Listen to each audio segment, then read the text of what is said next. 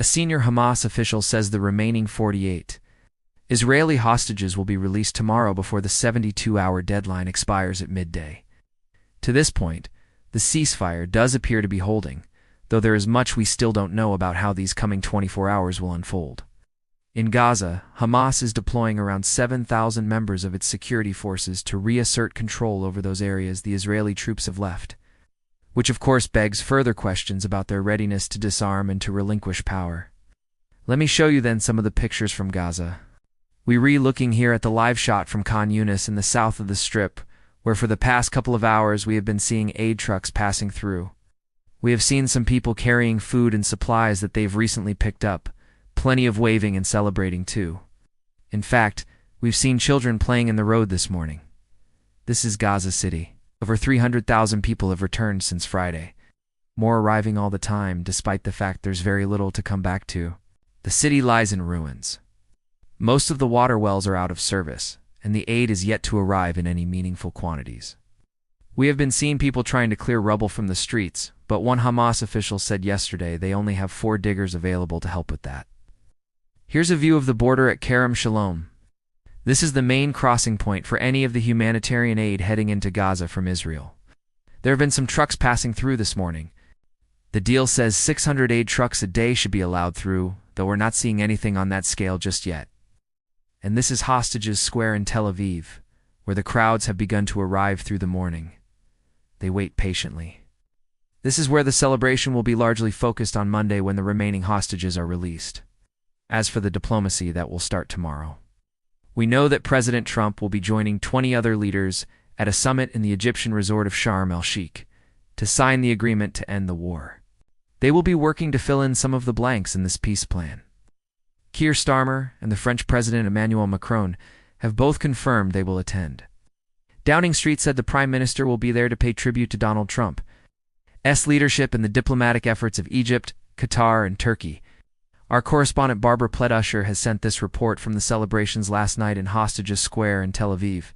For 2 years, they've come here every Saturday night. Now, Hostages Square vibrated with hope that this would be the final rally.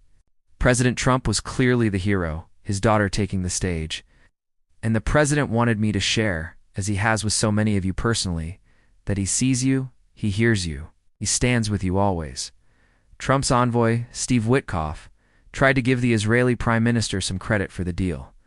But many in the crowd accused Netanyahu of sabotaging past ceasefire attempts and weren't ready to forgive him. Jared Kushner, Trump's son-in-law, acknowledged the pain on the other side. And also, to see the suffering of the people in Gaza, who for most of them were experiencing this through no fault of their own, other than being born into a situation that was horrific.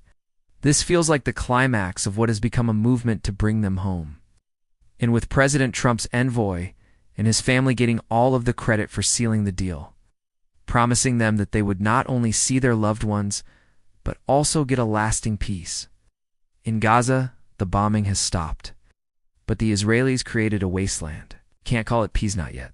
Into this void, Hamas has mobilized 7,000 fighters, reasserting control amidst uncertainty about who will govern Gaza.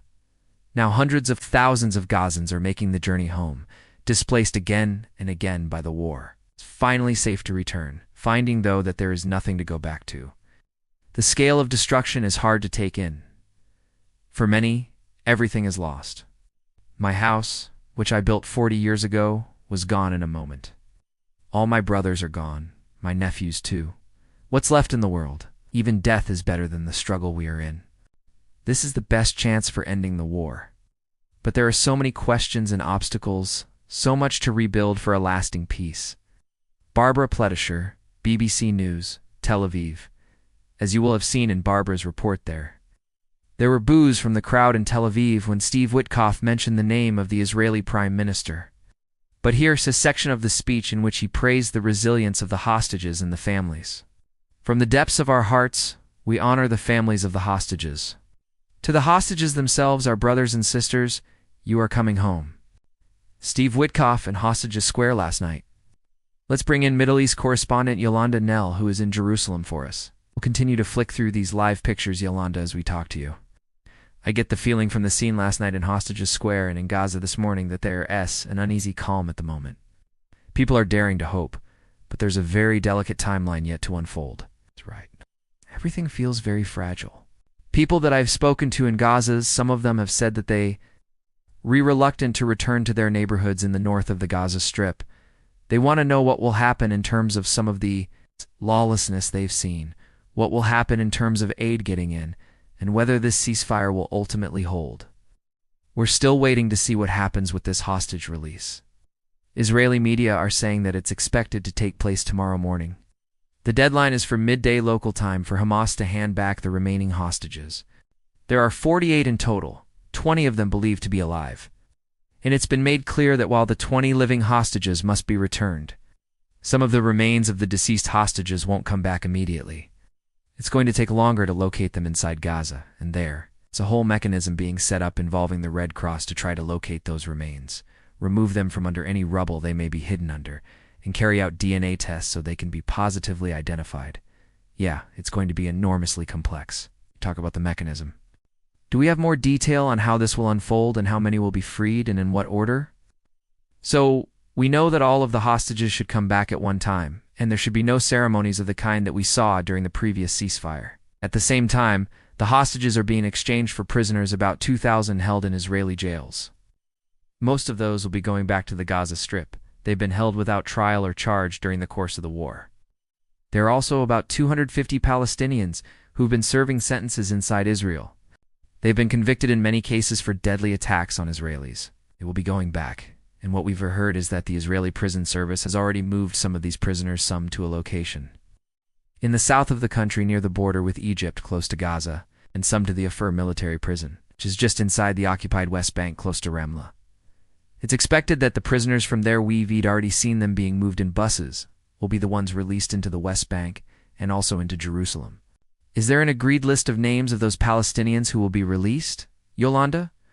Or is there still a disagreement between the parties on the list that was provided? There has now been a list of names that has been circulated, many of the families being notified that their loved ones are due to be released from jail. But the Israeli military is putting out warnings to people in the West Bank and in Jerusalem that families must not hold any celebrations.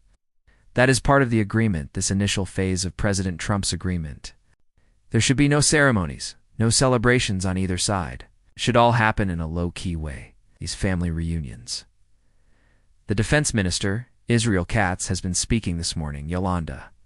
He's instructed the IDF to prepare to demolish all of Hamas's tunnels once the hostages have been released.